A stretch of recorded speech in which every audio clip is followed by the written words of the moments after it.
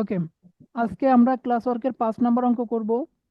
5 নম্বর অঙ্কটা একটু ডিফারেন্ট আছে, কিন্তু যতটুক ডিফারেন্ট অতটুক আপনাকে বুঝতে হবে, বাকিটুক কিন্তু অ্যাজ ইউজুয়াল।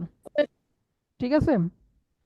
তো এখান থেকে দেখেন বলতেছে স্পেশাল পয়েন্ট, এটা দেখার দরকার নেই, আমি পড়বো কোন জায়গা থেকে, এইখান থেকে। The following balance sheet of Ruma limited and Jhuma limited as on December 2013, তাই তো? এখানে লায়াবিলিটিস দেওয়া আছে, রুমা লিমিটেড আছে, ঝুমা লিমিটেড আছে। ডান দিকে অ্যাসেট দেওয়া আছে, রুমা লিমিটেড আছে, ঝুমা লিমিটেড আছে। তাহলে ঝামেলাটা কোন জায়গায় বলেন তো? আগে প্রত্যেকটা অঙ্কে আমরা এইচ এবং এস এইরকম লেখা পেয়েছি, কিন্তু আজকের অঙ্কে আমাদের এইচ এবং এস লেখা নেই, দুইজন ব্যক্তির নাম দেওয়া আছে, তাই তো? হ্যাঁ। রাইট। তো আজকের অঙ্কে আমার সর্বপ্রথম কাজ হচ্ছে এই রুমা আর ঝুমার মধ্যে কে এইচ এবং কে এস সেটা আগে ধরে নেওয়া বা লিখে নেওয়া। হ্যাঁ, এবং যেটা ধরতে হবে কিন্তু অ্যাকচুয়াল ধরতে হবে। মনে করেন একজন রুমা ধরলো এইচ, ঝুমা ধরলো এস, আর একজন ঝুমা ধরলো এইচ, রুমা ধরলো এস, এটা কি হবে? মনে না। আপনি যেটা ধরবেন সবাই সেটাই ধরবে, তার মানে কি আপনাদেরকে শেখানো হয়েছে না যে শেয়ার কিনবে সেই হলো এইচ? হ্যাঁ। তাহলে এই রুমা আর ঝুমার মধ্যে শেয়ারটা কিনলো কে, সে হলো এইচ, আর যে বিক্রি করছে সে হলো এস। আমরা অঙ্ক পড়ে এটাই খুঁজে বের করবো, কথা ক্লিয়ার? সঙ্গে সঙ্গে কি জি ভাই। করবো, যে 3টা প্রশ্নের উত্তর খুঁজতে হবে। কোন 3টা প্রশ্ন? কতগুলো শেয়ার কিনছে, কত তারিখে কিনছে, কত টাকা দিয়ে কিনছে, এই তো। তাহলে আমরা, কতগুলো শেয়ার, কত তারিখ, আর কত টাকা। কত টাকা? জি ভাই। তো এখানে লাইবিলিটিস পাশে আমরা দেখতে পাচ্ছি ইকুইটি শেয়ার দেওয়া আছে 100 টাকা করে, 5,60,000 আর 2.5 লক্ষ টাকা। জেনারেল রিজার্ভ দেওয়া আছে 40,000 আর 50,000। প্রফিট অ্যান্ড লস অ্যাকাউন্ট দেওয়া আছে 50,000 আর 20,000। 20,000। সানডেটর দেওয়া আছে 20,000, 50,000। ডান দিকে ফিক্সড অ্যাসেট দেওয়া আছে 2.5 লাখ, 2 লাখ। সানডি ডেপ্টর দেওয়া আছে 1,80,000। আর ইনভেস্টমেন্ট ইন ঝুমা লিমিটেড 2,60,000 টাকা। দেখেন তো কোন জায়গায় বিনিয়োগ করছে? ঝুমা লিমিটেডে বিনিয়োগ করছে। কে করছে?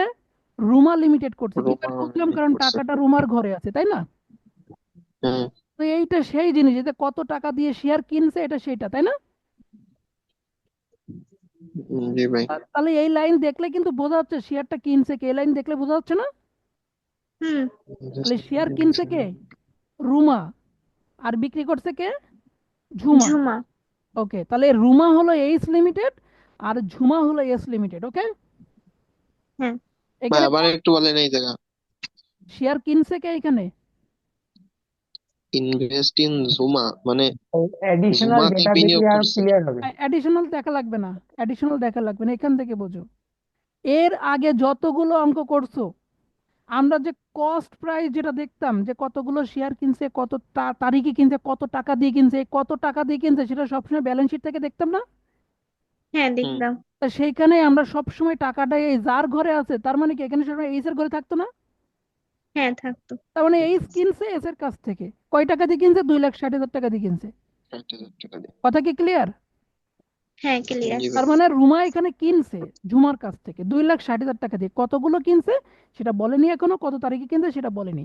এবার আরো স্পষ্টীকরণ যদি প্রয়োজন হয় সেটার জন্য নিচে বলা আছে সমন্বয়ে। দেখো বলছে কি, Ruma limited purchase 2,000 share in Jhuma limited on 1 January 2013।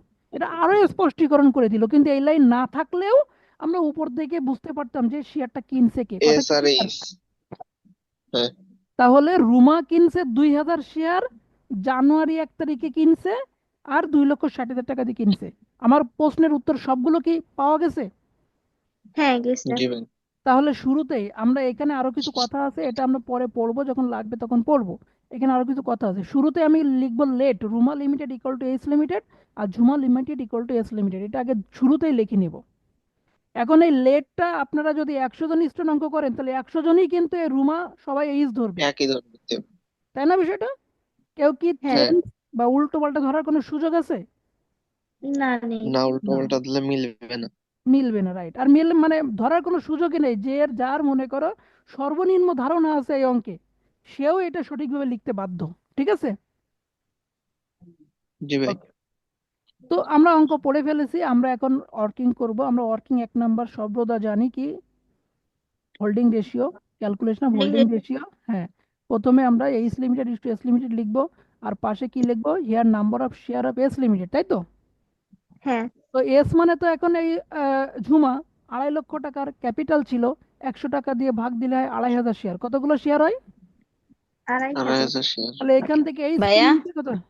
হ্যাঁ, ভাই বলছি যে এরকম যদি কোনো নাম তাহলে অবশ্যই কি এই স্যার এস এরকম ধরে নিতে হবে? আমি এখানে কি করছি, ধরছি না ধরি নাই? জি ভাই ধরছেন। হ্যাঁ, তার মানে প্রত্যেকটা অঙ্কে ধরতে হবে, এই কথাটা আমি প্রথমেই শুরুতে বলছি আর কি। আপনি মনে হয় নেটওয়ার্ক সমস্যা হচ্ছে আপনার মনে হয়, আর আপনার কথাও কাটা কাটা আসতেছে। জি ভাইয়া। আচ্ছা, তো প্রথমেই বলছিলাম যে নাম থাকলে অবশ্যই সব সময় ধরে নিতে হবে, ঠিক আছে? জি ভাই। ওকে, তো আমরা এখানে এইস লিমিটেডের নিচে লিখবো এইস এর কতগুলো শেয়ার কিনেছে। কতগুলো কিনেছিল? 2,500। 2,000 শেয়ার কিনছিল। এস এর তো 2,500 শেয়ার তার কাছেই ছিল, সেখান থেকে এইস কিনে নিতে কতগুলো? 2,000 হ্যাঁ, 2,000 শেয়ার।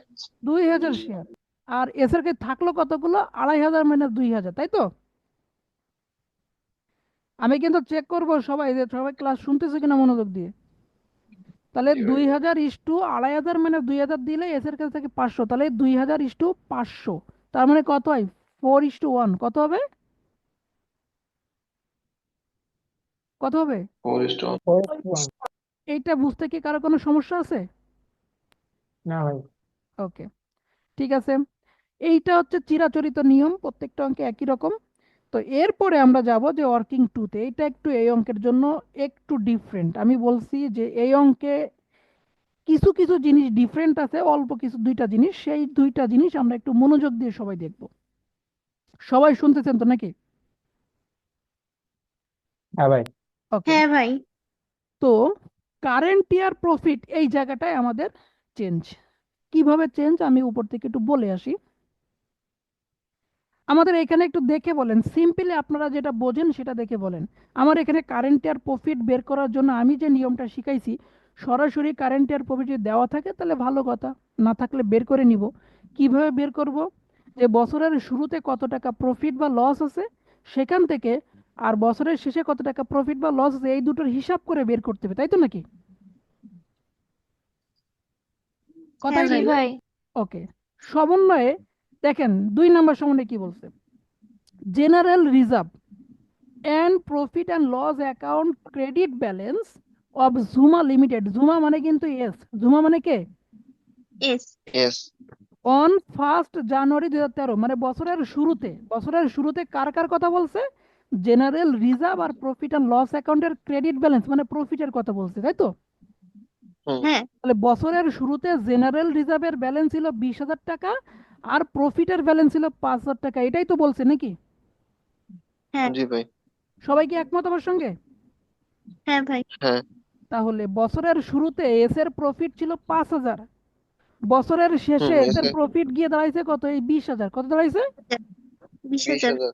একটু আগে ওই যে হোমওয়ার্কের যে অঙ্কটা, এটা নিয়ে কথা বলতেছিলাম। তা বছরের শুরুতে যদি 5,000 থাকে আর বছরের শেষে গিয়ে দেখি যে সেটা বেড়ে হয়েছে 20,000, তাহলে এই বছরে হলো কত? 15,000। 15,000। এই 15,000 কি বিয়োগ করে বের করলাম না? 20,000 থেকে 5,000 বিয়োগ করে তো 15,000 পাওয়া যায় নাকি? হ্যাঁ। হ্যাঁ। তাহলে আমরা 20,000 থেকে 5,000 বিয়োগ করলে এটাই কারেন্ট ইয়ার প্রফিট, 15,000 টাকা, তাই তো? হ্যাঁ। জি ভাই। রাইট। কিন্তু এখানে ছোট্ট আর একটা জিনিস আছে, সেই জিনিসটা আছে জেনারেল রিজার্ভ। সেটা কি জিনিস? General reserve. General reserve. আমি আপনাদের কাছে আগেই বলে নিই যে জেনারেল রিজার্ভ মানে কি, এর বাংলা মিনিং কি? সাধারণ না সাধারণ এটা সঞ্চিতি। যদি জেনারেল রিজার্ভ না থাকে তাহলে আরেকটা নাম থাকতে পারে, সেটা রিজার্ভ ফান্ড। সেটা কি নাম? Reserve fund. ফান্ড। মানে সঞ্চিত তহবিল। রিজার্ভ দুটো জিনিস একই, দুটো জিনিস একই। একই। একই। ভাই এখানে একটু বলি, এই ক্রেডিট ব্যালেন্স বলছে জন্য এই প্রফিট প্রফিট, ইন্ডিকেট করতেছে। রাইট, ক্রেডিট ব্যালেন্স মানেই প্রফিট। আচ্ছা ঠিক আছে। এখন যেটা আমি বলতে চাচ্ছিলাম যে জেনারেল রিজার্ভ মানে সাধারণ সঞ্চিতি বা সঞ্চিত তহবিল, যেটাই আমরা বলি না কেন, এই জিনিসটা, এই এই সঞ্চিত তহবিল এটা কি জিনিস? এটা হলো, আগে একদিন বলছিলাম, যখন আমার প্রতিষ্ঠানে লাভ হবে তখন কিছু টাকা সঞ্চয় করে রাখা হয়, একটা ফান্ড হুম। গঠন করে সেখানে জমা করে রাখা হয়, এটাকেই বলে জেনারেল রিজার্ভ বা রিজার্ভ ফান্ড। কথা ক্লিয়ার? হ্যাঁ। হ্যাঁ। কিন্তু যদি লাভ না হয়ে লস হয় তখন কি এই জেনারেল রিজার্ভে টাকা জমা দেওয়া সম্ভব? না, সম্ভব সম্ভব না। না। সম্ভব না। শুধুমাত্র লাভ হলেই জমা দেওয়া সম্ভব, না হলে না। হ্যাঁ, এখন এর আগে আমরা যতগুলো অঙ্ক করেছি ততগুলো অঙ্কের জেনারেল রিজার্ভ মাত্র এইস এর ঘরে একটা, আর এস এর ঘরে একটা ছিল, অথবা শুধুমাত্র এস এর ঘরে ছিল, অথবা শুধুমাত্র এইস এর ঘরে ছিল, তাই না? হ্যাঁ, কিন্তু এখন এস এরই টাকা দেওয়া হচ্ছে দুইবার। জেনারেল রিজার্ভ এস এর, এই দেখেন ব্যালেন্স শিটে যা যেটা দেওয়া আছে, এটা হচ্ছে বছরের শেষ তারিখে কত টাকা? 50,000 টাকা। আর বছরের শুরুতে কত ছিল? এই 20,000 টাকা। কত ছিল? 20,000। 20,000। তাহলে এই জায়গাটা খেয়াল করেন, বছরের শুরুতে জেনারেল রিজার্ভ ছিল 20,000, আর বছরের শেষে সেই জেনারেল রিজার্ভের ব্যালেন্স গিয়ে দাঁড়াইছে 50,000। তার মানে বৃদ্ধি পেয়েছে কত টাকা? 30,000। 30,000। এই বছরেই 30,000 টাকা বৃদ্ধি পেলো কেন? আমার প্রফিট হয়েছে তাই। রাইট, আমার প্রফিট হয়েছে তাই ওখানে আমি 30,000 টাকা জমা রাখছি। আমি কি বুঝাতে পারছি কথাটা? হ্যাঁ, জি ভাই। তাহলে এই যে 50,000 থেকে 20,000 মাইনাস করলে যে 30,000 হয়, এটাও আমার কারেন্ট ইয়ার প্রফিট। এটাও কোন ইয়ার প্রফিট? Current year. তাহলে আগে কিন্তু আমরা জেনারেল রিজার্ভ ব্যবহার করি নাই কারেন্ট ইয়ার প্রফিট বের করার সময়, কিন্তু আজকে ব্যবহার করতেছি। কিন্তু কেন ব্যবহার করলাম বলেন? আমার জেনারেল প্রফিট। রিজার্ভের টাকা দিয়ে। কারণ জেনারেল রিজার্ভে বছরের শুরুতে একরকম টাকা আছে, শেষে আর এক রকম টাকা আছে। আমি শেষে নতুন করে ওখানে জমা দিয়েছি, এই কারণেই কারেন্ট ইয়ার প্রফিটে এটা আসবে। কথা ক্লিয়ার? হ্যাঁ, জি ভাই। ওকে, স্যার তাহলে একটা প্রশ্ন ছিল। বলেন। অবশ্যই।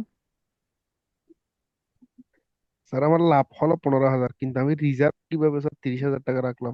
না না না না না না, বিষয়টা আছে, আমি কি বললাম, আমার কারেন্ট ইয়ার প্রফিট ওইখানে 15,000, আর এই 30,000, মোট 45,000। কারেন্ট ইয়ার প্রফিট 15,000 টাকা না কিন্তু। না স্যার, আমি ওই এটা বলছি স্যার। রিজার্ভেরটা। হ্যাঁ দীপক, আমার স্যার এক আমি তারিখে আপনার কথা বুঝছি, কিন্তু আপনি আমার কথাটা একটু বোঝেন। আপনি বলতে চাচ্ছেন আমার লাভ হয়েছে এই বছরে 15,000, আমি রিজার্ভ কি করে 30,000 রাখলাম? আমার লাভ তো 15,000 হয়নি, আমার লাভ হয়েছে 45,000। কত হয়েছে? সেখান থেকে 45,000। জেনারেল রিজার্ভে দিলাম 30,000, এখন বাকি থাকলো 15,000। এটা হচ্ছে কারেন্ট ইয়ার প্রফিটে আমি দেখাচ্ছি, মানে প্রফিট অ্যান্ড লস অ্যাকাউন্টে ব্যালেন্স দেখাচ্ছি। এই যে 20,000, এই 20,000 টাকা কেন, কখন দেখাচ্ছি? জেনারেল রিজার্ভে জমা দেওয়ার পরে। কখন হ্যাঁ, আচ্ছা দেখাচ্ছি? স্যার, এখন বুঝছি স্যার। হ্যাঁ রাইট, মানে আগে আমি জেনারেল রিজার্ভে জমা দিয়েছি, তারপরে আমার প্রফিটের ব্যালেন্সটা 20,000 রাখছি। ঠিক আছে তো? হ্যাঁ স্যার। ওকে, তাহলে আমার কারেন্ট ইয়ার প্রফিটে এখানে দুইটা জিনিসই যাবে। এই জেনারেল রিজার্ভে 30,000 বৃদ্ধি পাইছে, আর প্রফিট যে 15,000 বৃদ্ধি পাইছে, এই দুটো মিলে হবে কারেন্ট ইয়ার প্রফিট 45,000 টাকা। তাহলে আমি ওয়ার্কিং টুতে একটু দেখাবো calculation of current year profit.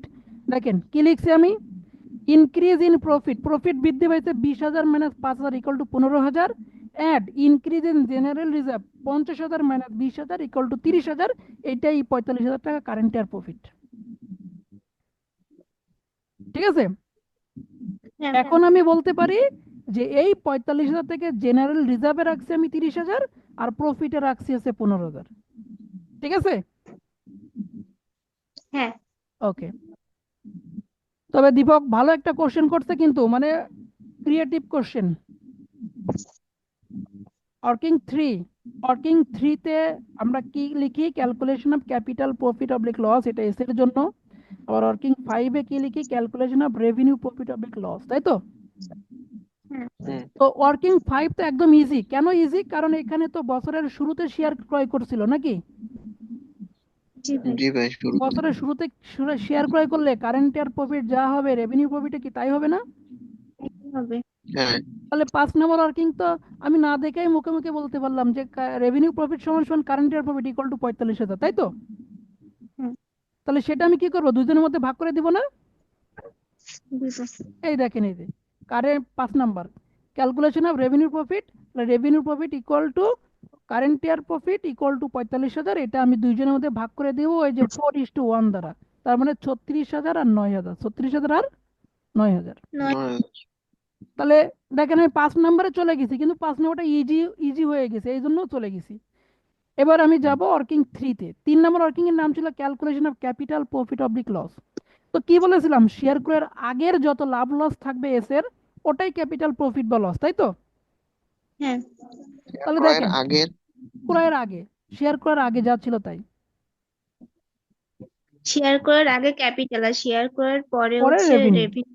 ওকে, তাহলে শেয়ার ক্রয়ের আগে এস এর এই যে বছরের শুরুতে প্রফিট ছিল 5,000, এটা কি শেয়ার ক্রয়ের আগে না?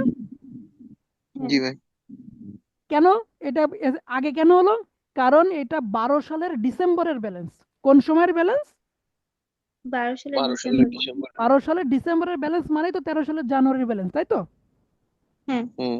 তাহলে 12 সালের ডিসেম্বরে 5,000 টাকার প্রফিট ছিল আর জেনারেল রিজার্ভ ছিল 20,000 টাকা। তাহলে এই দুটোই তো ক্যাপিটাল প্রফিট নাকি? আর তো কিছু ছিল না। না, আর কিছু কি যেতে দেখছেন কখনো? না হয় ভাই, একটা প্রফিট বা লস যায়, অথবা জেনারেল রিজার্ভ থাকলে সেটা যায়, আর তো কিছু যায় না কখনো। তার মানে একই রকম কাজ সব সময়। তাহলে এটা কিন্তু ঝামেলা না, ঝামেলা শুধু ছিল কোন জায়গায়? কারেন্ট ইয়ার প্রফিটটাই ঝামেলা ছিল। আর একটা জায়গায় ঝামেলা আছে, সেটা পরে বোঝাচ্ছি।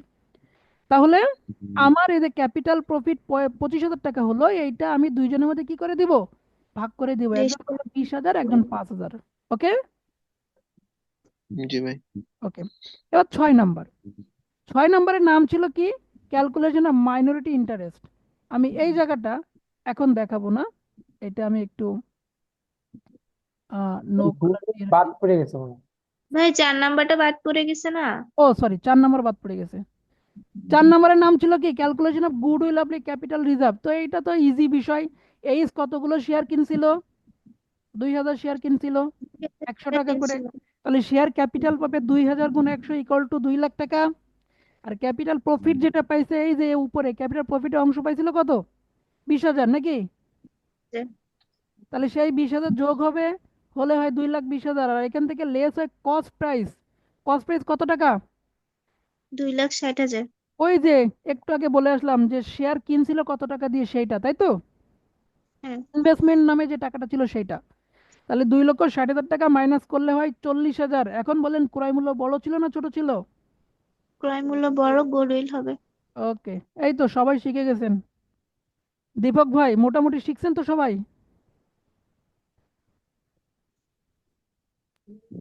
স্যার। ওকে, তাহলে আমরা 6 নাম্বারে যাই। 6 নাম্বার কি ছিল? Calculation of minority interest. Minority ইন্টারেস্টে কি বলছিলাম? এস এর জন্য যা যা পাবে এস সব এখানে আসবে। তাহলে এস এর কাছে শেয়ার ছিল অবশিষ্ট কতগুলো? 500 শেয়ার ছিল না? হ্যাঁ, তাহলে 500 শেয়ারে ক্যাপিটাল পাবে। তাহলে 500 গুণ 100, শেয়ার ক্যাপিটাল ইকুয়াল টু 500 গুণ 100 দিয়ে 50,000। ক্যাপিটাল প্রফিটের যে অংশ 3 নাম্বার থেকে পেলো সেটা যাবে। আর রেভিনিউ প্রফিটের যে অংশ 5 নাম্বার থেকে পেলো, সেই দুটো যোগ করবো। সব সময় আমি এই দুটো জিনিস এখানে নিয়ে আসি, আর তো কিছুই আনি না, আনি? না, তাহলে মোট হলো 64,000। কত হলো? 64,000। ওকে, এটা মাথায় রাখবেন। এরপরে আমরা যাব আনরিয়ালাইজ প্রফিটে। কোথায় যাব?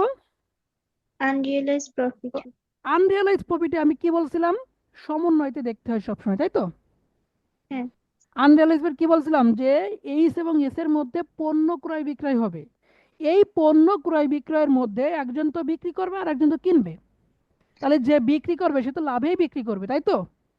হুম, তাহলে লাভের টাকাটা আমি এখনই পাবো না, কখন পাবো?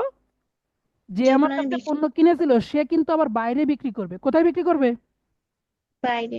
তাহলে বাইরে বিক্রি করলে আমি লাভের টাকা পাবো, আর বিক্রি করতে না পারলে আমি পাবো না, এই তো? হ্যাঁ, তার মানে যতটুকু বিক্রি করতে পারলো না, ওইটুকের লাভই হচ্ছে আনরিয়ালাইজ প্রফিট। তো আমরা সেটাই বলি। এইখানে দেখেন 3 নম্বর সমন্বয়, স্টক অফ রুমা লিমিটেড মানে এইস লিমিটেড, তাই তো? হ্যাঁ, এইসের স্টকের মধ্যে ইনক্লুড আছে 5,000 টাকা, on which Jhuma limited made a profit 1,250 টাকা। কি বলতেছে? যে রুমা লিমিটেড, এই রুমা লিমিটেডের স্টকের মধ্যে 5,000 টাকার পণ্য অন্তর্ভুক্ত করা আছে, যেটা যার উপরে ঝুমা লিমিটেড 1,250 টাকা প্রফিট করছিল। আচ্ছা, ঝুমা কেন প্রফিট করবে? ঝুমা মানে তো এস, তাহলে এস কেন প্রফিট করবে? কারণ এস এইস এর কাছে বিক্রি করছে। কে কার কাছে পণ্য বিক্রি করছে? এস এইচ এর কাছে বিক্রি করছে। এবং এস যখন এইস এর কাছে বিক্রি করছে তখন কয় টাকা লাভ করছিল? 1,250। 1,250 টাকা। এখন বলেন এইস তো পণ্যটা কিনছে 5,000 টাকা দিয়ে, কিনে সে কি করছে? স্টকের সঙ্গে রেখে বিক্রি দিছে। স্টকের সঙ্গে, রেখে দিছে। এই যে stock of Ruma limited include 5,000 টাকার পণ্য, মানে সে কোনো পণ্যই বাইরে বিক্রি করেনি, করছে? না। তাহলে পুরো পণ্যটাই কি অবিকৃত না? হুম হুম। হুম তাহলে এই রুমার এই যে ঝুমার যে 1250 টাকা পুরোটাই তো আনরিয়ালাইজ প্রফিট নাকি? হ্যাঁ। তাহলে এই যে প্রফিট, এই পুরোটাই আনরিয়ালাইজ প্রফিট। আজকে কি প্রফিট আমরা বের করছি না বের করে দেওয়া আছে? এরপরে দেওয়া আছে আজকে। ওকে, তাহলে আনরিয়ালাইজ প্রফিট ওয়ার্কিং 7-এ বসাবো 1250 টাকা। কোশ্চেন থাকলে বলতে পারেন এই পর্যন্ত। ভাই, উনি বিক্রি করেনি জন্যই পুরোটাই আনরিয়ালাইজ হয়ে যাচ্ছে। রাইট, কারণ সে যদি অর্ধেকও বিক্রি করতো তাহলে এই প্রফিটের অর্ধেকটা আনরিয়ালাইজ হতো। ঠিক আছে? আচ্ছা। মানে যতটুক পণ্য বিক্রি করতে পারবে না, লাভের ততটুকুই আনরিয়ালাইজ। ওকে, হুম, এবার 8 নাম্বারের নাম কি ছিল? Calculation of PL account of H profit limited, তাই তো? বেশ লিমিটেড, তাহলে হ্যাঁ। PL account of H limited, এই জায়গাটায় একটু খেয়াল করতে হবে। আমি এটা দেখাই, PL account of H limited, এই জায়গাটায় প্রথমে আমরা লিখি কি profit shown in balance sheet. তাহলে ব্যালেন্স শিটে এইচ এর ঘরে 50,000 টাকা প্রফিট ছিল, দেখে আসবো। এই যে ব্যালেন্স শিট, এই ব্যালেন্স শিটের এইচ এর ঘরে প্রফিট ছিল, এই দেখেন 50,000 টাকা ছিল। ছিল। ওকে, তাহলে এইটা প্রথমে বসবে। আর কি বসবে? রেভিনিউ প্রফিটের যে অংশ পাইছিল 36,000 টাকা, মনে আছে? 5 নাম্বার থেকে, এই যে 5 নাম্বার হ্যাঁ। থেকে 36,000 টাকা পাইছিল, এইটাও বসবে। তাহলে এই দুটো যোগ হয়ে বসবে, যোগ করার পরে লেস হবে আনরিয়ালাইজ প্রফিট। কি লেস হবে? Unrealised profit. এখন আনরিয়ালাইজ প্রফিট কত ছিল বলেন? ওই যে 1250 টাকা ছিল না? 50 টাকা ছিল। রাইট, এটাই তো মাইনাস হবে নাকি? হ্যাঁ। আমি এর আগে যতগুলো অঙ্ক করেছি সবগুলো অঙ্কে এখান থেকেই বাদ দিয়েছি, কিন্তু আজকে এই আনরিয়ালাইজ প্রফিটটা ওয়ার্কিং 6 এবং 8 দুই জায়গা থেকেই বাদ যাবে। কয় জায়গা থেকে বাদ কেন? যাবে? 2 জায়গা থেকে। কেন বাদ যাবে? এর 3টা কারণ আছে। কারণ আমি বাংলায় একটু লিখে দেওয়ার দরকার, কিন্তু আমি আসলে লিখছিলাম কোথাও কিনা, একটু দেখে আসি। যদি লিখে থাকি তাহলে ঠিক আছে, আর না হলে মুখে মুখে বলতে হবে।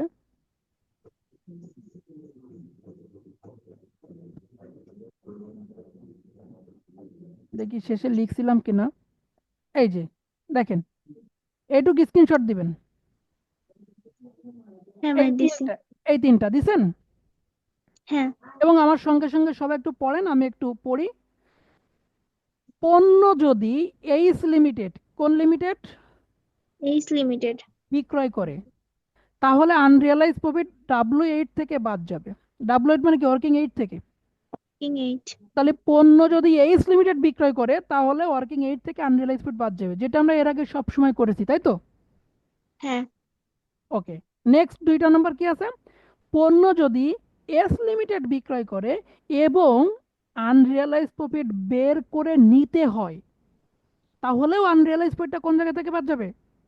ওয়ার্কিং 8 থেকে বাদ ওয়ার্কিং যাবে। 8 থেকে বাদ যাবে। দেখেন, 1 নাম্বারে ছিল পণ্য বিক্রি করতে এইচ, আর 2 নাম্বারে বলতে পণ্য বিক্রি করবে এস।